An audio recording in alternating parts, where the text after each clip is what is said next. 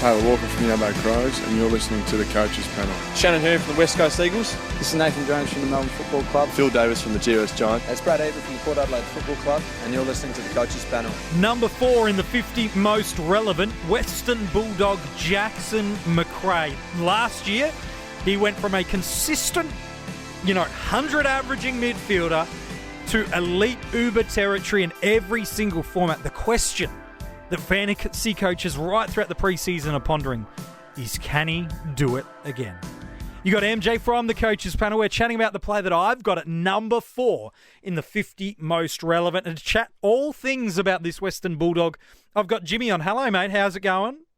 Hello, MJ. How are the listeners? Doing well here? Let's talk about this 24-year-old midfielder. He had an absolute belter of a fantasy season last year. He averaged 122.6 in AFL fantasy, meaning he is just a touch under 800,000 in that format, just over 780,000 in Dream Team, and his highest score last year in AFL fantasy was in the final game of the year, 190 against the Richmond Football Club.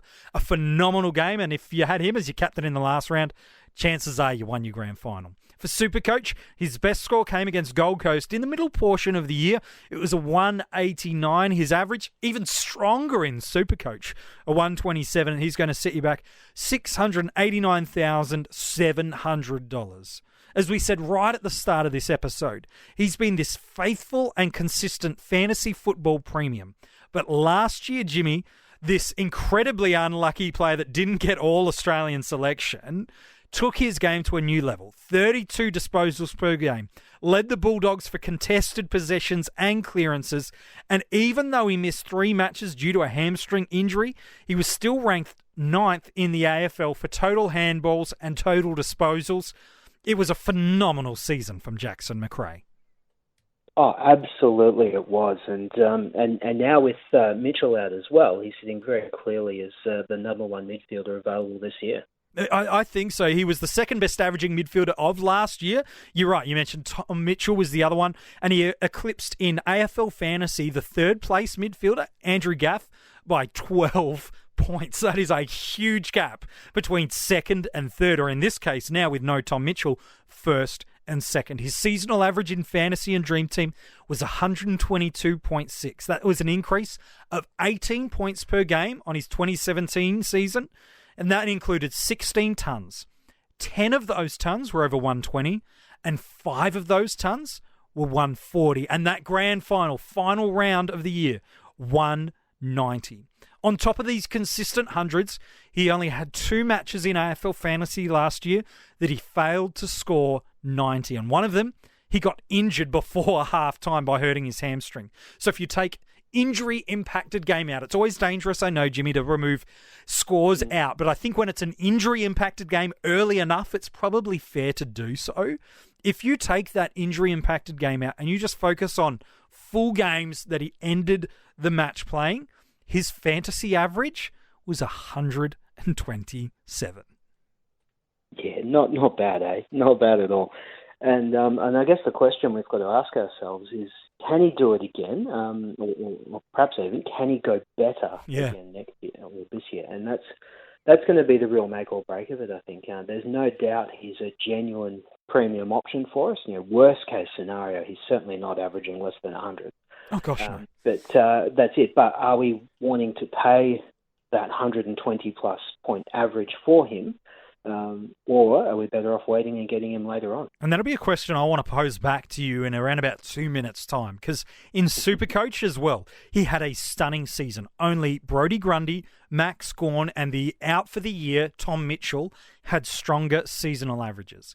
127 was his Supercoach average. That's a jump of 20 points on his 2017 numbers. 16 tons. 12 of his hundreds were over 120. And like in AFL fantasy, he had just the 2 scores under 90. Using that same idea of, let's take that injury-impacted under 90 score out. His seasonal average, fully fit games, 131. Look, last year, certainly he went to a whole new level. No one disputes that or doubts that, but he's been a really consistent premium midfielder for us since back in 2014. During that period of time for AFL Fantasy and Dream Team, his averages have been 104, 104, 98, 104, and then last year's 122. Supercoach, 100, 99, 93, 107, and 127. And in the space of these 5 seasons, he's missed just 10 matches. That's an average of 2 per year. But some of those, you go back to the premiership year of the Bulldogs back in 2016, he actually got dropped to the VFL for a couple of games because he was struggling with form. So it's not only injury concerns you've got. What I've done here is, I know when his 2018 year was so good, but let's look at the fact that I actually believe he's been building to a phenomenal year. If you were to look at his scores between 2014 and 2017 combined, he has only had 9 games where he's scored under 80. Just 9. He has had 26 scores between 100 and 119. He's had a further 12 scores. This is for AFL Fantasy. So 12 on top of this 26. 12 scores of 120 to 139. And 3 on top of that of 140 plus. That is a massive, massive amount. That is, if my math serves me correctly, 41 tons prior to last year in AFL Fantasy and Dream Team. Similar in Supercoach. He's had just 11 games under 80 between 2014 and 2017. 2400s between 100 and 119. A further 12 between 120 and 139. And a further 4 in Supercoach over 140. Yes, last year was amazing. But you could kind of build a case he's been bubbling away, waiting to take it to that next level that he did. Oh, absolutely. And the thing with those stats too is that you're talking, at the beginning of those, just from his second year. He really did burst onto the scene. And I think there's no question, as we said, that he's got that scoring power and he's been building towards it over the journey, and he's going to be a premium midfielder for us for a long time to come yet. And if you're lucky enough to own him in a keeper league, hats off to you. Well, you're not done. selling him. No, happy days, without meaning to jump segments there. But coming back to the present time of 2019, it's really just going to be a matter of, is that 2018 season something that can be replicated or preferably improved? And, I'm not quite sure. You're cautious. I'm cautious. And it's a very familiar kind of thought and feeling process amongst the fantasy community. It's this, okay, we knew he was good. He's just got very good very quickly. And can he go there again? Because we have to, yes, applaud the season that has been. But how did his scoring boost occur so drastically? From a statistical perspective, he increased his disposals by 5 per game. He kicked 6 more goals than the year prior. For the record, that was only 2, so it wasn't a big jump. And his, inside 50s went up an extra 1 per game. Interestingly, his uncontested rate of possession increased, and on average, his tackles just marginally dropped off a little bit from what he did the year before. I know we talk about if he doesn't get the ball on the inside, he'll get it on the outside. If he doesn't get the ball at all, he'll get tackles. But it's not like his tackle count went through the roof. It's actually, he just chose to get a little bit more of the ball, using his elite endurance to get to contest, and then he would more often than not use the ball by foot. Like, there were countless times when you owned him, you were watching him, he'd get those quick 1-2 handballs, then use his running and aerobic capacity to get on the end of the next link up and transition play and distribute the ball by foot. So statistically, that's where it came from. But I think anecdotally, it probably came from him stepping up and being that real leader of the midfield. Bontempelli spent probably a little bit more time forward than ideally where the Dogs would have liked to see him and use him. And I just think it was because he used every facet of his game and he became the leader of that midfield. And while I know there's one big inside bull coming into that side in Tom Liberatore, I'm not sure about you, but I don't believe Libba's inclusion into the side changes Jackson Macrae's role. No, not even a little bit. I think, much as Macrae is perfectly capable of winning ball on the inside, I think, so that contested possession rate is ranked, I think, below average for his position in the league, and so it's he's getting most of his ball on the outside, and you watch him play, and I had the pleasure to do so a few times last year. constantly working off the ball. It's not by chance that he's sitting a man behind every contest waiting for that quick release to then be able to distribute. It's very deliberate. You can see him running all over the ground. I don't know what his kilometres are like, but he's very clever with those running patterns and where he's going, knowing where the next contest is going to be. And so there's countless times every game where you can see him, even on TV, you can see where he's standing or running around the outside of a pack waiting for that ball and doesn't get used. So he's certainly got more opportunity than he actually picks up throughout the game through use of his teammates. But I think he is, to a degree, and I don't mean this as a slide on him in any way, to a degree reliable in some ways on his teammates getting the ball to him to be able to get those big scores. And that's something that Dogs did really, really well last year. Liberatore coming in, I think, only helps rather than hurts in that department. So, there's a lot to like from that point of view.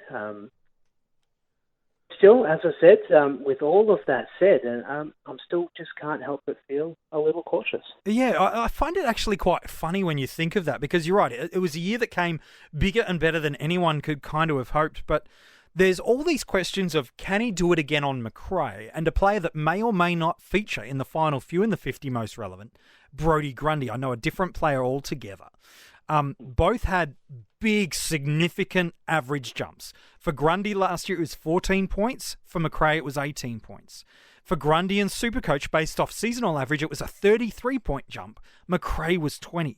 It's just interesting to me, whether it's right or wrong, that there seems to be no doubts that Grundy will go and do exactly what he did last year, even though he had, certainly in Supercoach, an even bigger jump. But there's no question marks that he'll do it again. But for Macrae, there seems to be a few more. I find that fascinating that for one player who had a huge jump, we're questioning it. For another, no problems. Yeah, absolutely. And look, I wouldn't be at all surprised if Macrae did go and replicate it. He's certainly got the tools to do it. And he proved that it is very, very doable. I guess part of my concern with Macrae and that style of game that he plays also comes into the, and we don't know exactly how these new rule changes are going to impact the game, but whether or not that will help or hurt him, I'm not sure. Yeah. And how the Dogs are going to change their game style as well. I think they're not the sort of team that is going to persist with something that clearly didn't work the way that they wanted it to last year.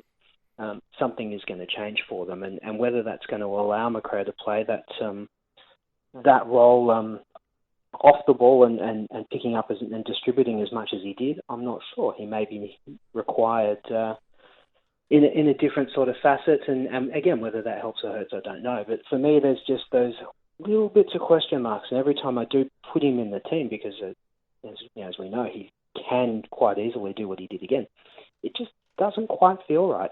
And then when I look at, and I'll use Josh Kelly as an example. In Dream Team, he's a good 100,000 less than Macrae. I think it's about 70 or 80k in Supercoach. And think, well, if I'm comparing those two players directly, with that amount of cash difference, do I have confidence that Macrae is going to outscore Josh Kelly by enough to make him worth picking?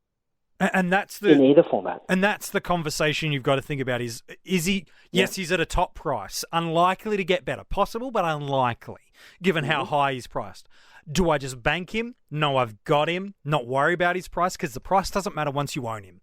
The only reason his price matters is if you have to trade him out, because once you've got him, his price tag is irrelevant. The price tag matters for those trying to get him in or the forced trade out. Do you go with, look, I'll back Macrae to be there and thereabouts and be considerably better like he was in Dream Team and Supercoach and Fantasy? Or if he comes back to the pack a bit, can I save some cash? Because I'll still want him. I don't think if Macrae is out of anyone's side, I think if he's cheaper, you're going to get him, because I think you want him in your side. And the earlier the better, because the longer you leave it, the harder he could hurt you. Absolutely. And with that ceiling too, we know he's capable of those big 150 pluses. You want as few of those not in your score as you can get. So you're right. If you don't start him, you need to find a way to get him sooner rather than later, and you're banking on him having a bit of a price drop early. And we know with in these salary formats, the way the magic number works, even if he does score what he's priced at, his price will drop. Yes. So there is, to some degree, a benefit to doing that. But history's also shown us, going back some time when Dane Swan was scoring these 130 sort of averages, and when Tom Rockcliffe was doing that, if you didn't start with them, it was incredibly hard to get them. Even Tom Mitchell in the last couple of years. Yeah. It's very, very hard to get those top-level Uber premiums if you don't start them, because generating enough cash to do it, even when they do drop a bit, is can be nigh on impossible, or you're burning 2 or 3 trades to be able to generate enough to go and buy him. And those are the factors that you've got to put all these things in place and then make the decision that feels right for you, because I think you're going to want him as quickly as you can get him. Whether that be to start or not, you want Jackson Macrae in your side before the bye rounds. Speaking of before the bye rounds, if you look at his opening 5 games of the year, this is some of the scores he delivered against his opponents that he had last year. This is what he did against them. Last year, he opens up against the Swans. Last year, he scored a 128 in AFL Fantasy and a 103 in Supercoach. Didn't play the Hawks last year. Round 3, he plays Gold Coast. Last year, he got a 151 in Fantasy and a 189 in Supercoach. Round 4, he takes on Collingwood, a 113 in Fantasy and a 102 in Supercoach. And then in Round 5, he played Carlton twice last year and he got a 124 and 145 in Fantasy and delivered a 141 and a 110 in Supercoach. If he starts 2019 like he scored on them in 2018, gosh, he's not dropping much. If any at all, and that will be the dilemma. Start with him, you may get him cheaper, but you bank the points, or do you find ways to aggressively look to bring him in as soon as you can? Because I know he does have the first bye round, but at round 13, the damage would probably have been done if Macrae does what many still expect to be, and that is he's likely, if not the number one, definitely top 2 or 3 midfielding option for the year. Yeah, and that's the thing, isn't it? So the longer you wait, the more chance there is of hurting, and it's just whether you're comfortable rolling the dice in that meantime, and whether the player you do pick instead of him is capable of matching him, and how you use that extra money. So, I certainly wouldn't be talking anyone out of starting him by any stretch, and so all of this caution is just as much as anything to temper your enthusiasm. Sure. But, I do think it's one that needs a lot of thought to go into rather than just an automatic selection of, starting Macrae, move on. It's been interesting to hear some of the coaches come out talking now that we're getting close to the pre-season JLT Community Series matches. They're often referring to seeing the game open a lot more later in the year, and they're starting to see the guys with endurance and strong aerobic capacity get to more contests because of it, and the benefit for them that could come with the game opening up. And that's going to benefit Jackson Macrae, no doubt. Here's the thing. Should you start with him? Absolutely a warranted selection and not a bad pick in any format. Even in AFL Fantasy, it's not a bad pick. No. Should you upgrade to him? Even. I think so. Should you upgrade to him? Absolutely you should. If you don't have him by round 8 to round 10, it's starting to get really hard, really painful. Get him in as soon as you can.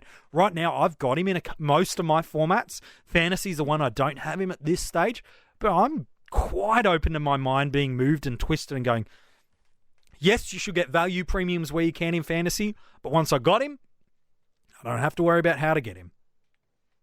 Yeah, that's it, and that's a perfectly solid argument. For me, I'm waiting to see not so much what Macrae does in JLT, but what the Bulldogs do as a whole, how they're lining up, what style of gameplay they're bringing into it. That's going to be the key thing for me in whether I start him or whether I wait for him. And it's a fair enough concern and caution too. Let's talk drafts. Keeper leagues, this will be quick. If you have him, you're not trading him. You're not. When a guy goes 120, I know you could get 2 or 3 big premiums and another really early round draft pick and all that stuff. Here's the thing. When you've got a guy that's proven he can go high 120s averages for the year and he's under 25, you don't trade that for nothing. So he ain't going anywhere in existing.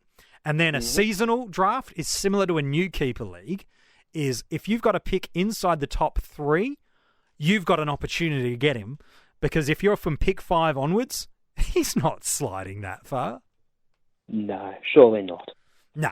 Surely No. not. He's a top 3 selection in pretty much most formats of the game. Maybe drifts to, to a 4th selection if someone prefers a Paddy Cripps or a Clayton Oliver over him. But yeah, if you don't have a pick inside the top I can't see 3, many of those happening. I reckon it's Gawn is the only one that someone might go, you know what, True. I'm going to lock that in early.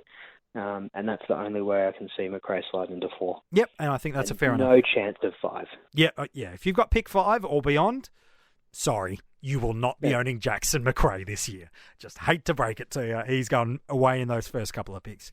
Hey, mate, appreciate your thoughts today on Jackson Macrae. No worries at all, mate. One last thing I will mention before we sign off, though, just back on the salary formats and your rolling lockouts and whatnot. The Dogs have only got one Thursday, Friday night game all year, which may or may not be of any interest to people, but just a thought to keep in mind. On the flip side, that also means he's a very, very solid backup plan if your Thursday, Friday loop doesn't work. That's certainly very, very true. If you want to go and check out the article on Jackson Macrae or any of the other players in the 50 most relevant, it is at coachespanel.tv. If you're enjoying the podcasts of the 50 most relevant, leave a 5-star rating and review, and make sure you subscribe so as soon as the episodes are live, you get them downloaded straight to your mobile device. We enter in to the podium finishes of the 50 most relevant now. The top 3 of my list of who I think are the most relevant players across all of your salary cap formats of the game. And I wonder if it's one more curly surprise still left in the countdown.